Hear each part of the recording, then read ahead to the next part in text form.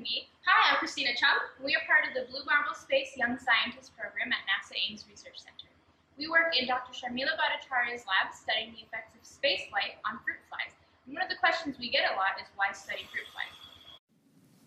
So the first reason why we study fruit flies is because they're similar to humans in many ways.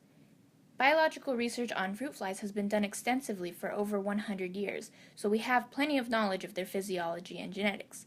Some of the earliest research on heritable genetics and gene structure were done with fruit flies, and they were the first major organisms to have their genome sequenced. After the human genome was sequenced, the similarities between humans and fruit flies solidified the role of fruit flies as a model for human biology and, in particular, human disease. It's estimated that 75% of human disease genes have homologs in the fruit fly. That means they have genes of similar structure and function. The fruit fly is commonly used as a model for the following systems, among many others. Because they have so many genetic similarities, as you can imagine, at the larger scale, there are also many similarities. For example, their cell structures are very similar. Both humans and fruit flies have eukaryotic cells, which means that they function virtually the same. Other fundamental processes and tissues are functionally conserved between the two groups as well. So, even though on the surface they don't look like us, if you look on the inside, we're more similar than you'd think. They have structures which perform similar functions to our heart, kidneys, intestines, and reproductive organs.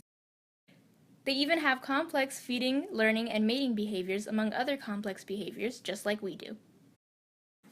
The second reason why we use fruit flies is that they are easier to work with than vertebrates. Fruit flies are easily genetically controlled. For example, if you take a red-eyed female and a white-eyed male, it only takes 2 generations to get a white-eyed female. Fruit flies also have a short life cycle.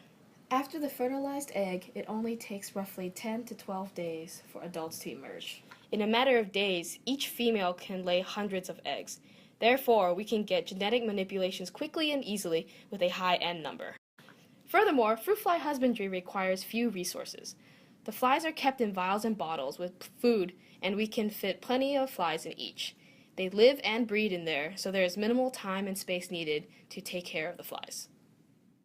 In conclusion, fruit flies are a great resource for human biology. They have been studied extensively and they are used in research in the industry and also in academia.